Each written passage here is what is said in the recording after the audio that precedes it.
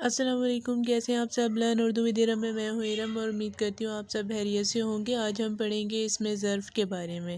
تو ہم جان لیتے ہیں سب سے پہلے اس میں ظرف ہے کیا، یعنی کہ پہلے ہم اس میں ظرف کو پڑھیں گے اور پھر اس کی اقسام کے بارے میں پڑھیں گے۔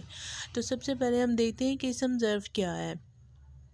یہ وہ اسم ہوتا ہے جو جگہ یا وقت کو بتائے، یعنی یا تو جگہ کا بتائے گا یا کس کے بارے میں بتائے گا، وقت کے بارے میں، یعنی ٹائم اینڈ پلیس کے بارے میں جو آپ کو بتا رہا ہے وہ کیا کہلائے گا، اسم ظرف کہلائے گا۔ جیسے ہم بات کرتے ہیں نا کہ ابھی دوپہر ہو گئی ہے، شام ہو گئی ہے، یہ دن کا ٹائم ہے، صحرا میں چلتے ہیں، میدان میں ہرے بھری جو تھا وہ گھاس تھی، اور آؤ پارک چلتے ہیں، یہ ساری جو جگہیں اور جو وقت بتائے گا ہمیں، وہ سارا وہ کس میں آ جائے گا، اسم ظرف میں آ جائے گا۔ نیکسٹ ہم دیکھتے ہیں کہ اسم ظرف کی کتنی اقسام ہے۔ اسم ظرف کی 2 اقسام ہے، اسم ظرف مکان اور اسم ظرف زمان۔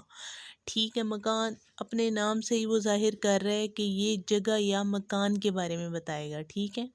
یعنی اوپر آپ نے اس کی ڈیفینیشن میں پڑھا نا کہ یہ وہ اسم ہوتا ہے جو جگہ یا وقت کے بارے میں بتائے گا۔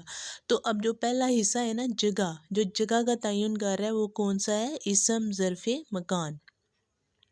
اور اس میں کس چیز کا ذکر ہو رہا ہے، جگہ کا ذکر ہو رہا ہے۔ جیسے ہم کیا کہتے ہیں، عجائب گھر، چڑیا گھر، مسجد، مندر، پارک، دکان، گھر، ٹھیک ہے۔ اسی طرح چراگاہ، اور اسی طرح آپ دیکھ لیں، یعنی ہر وہ جگہ جس کے بارے میں جو ہے وہ آپ کو بتایا جا رہا ہے وہ اسم ظرف مکان میں آ جائے گا، ٹھیک ہے۔ کسی بھی جگہ کا آپ نام لیتے ہیں وہ کس میں آ جاتا ہے، اسم ظرف مکان میں آ جائے گا، ٹھیک ہے۔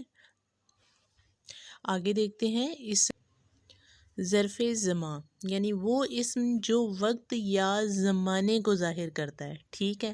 اب یہاں پر آپ کو بتایا جائے گا کہ یہ کون سا وقت ہے، ٹھیک ہے۔ یعنی کہ رات، دن، صبح و شام، سیکنڈ، اتنے منٹ ہو گئے، اتنے گھنٹے ہو گئے، اتنا مطلب کہہ لیں آپ سیکنڈز ہو گئے ہیں، یہ سارا جو آپ کو بتائے گا یہ کون بتائے گا، زمان بتائے گا۔ یعنی زمانے کا تعین جو ہو رہا ہے، جو وقت کا تعین ہو رہا ہے، ٹھیک ہے، یہ کس کی وجہ سے ہو رہا ہے، اسم ظرف زمان میں ہوگا۔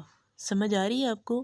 اسم ظرف مکان میں جگہ کا تعین ہوگا، اور اسم ظرف زمان میں جو ہے یہ وقت یا زمانے کا ذکر ہوگا۔ آپ دیکھیں مادہ تو وہ اپنے نام سے ہی اپنا میننگ ظاہر کر رہا ہے، ٹھیک ہے۔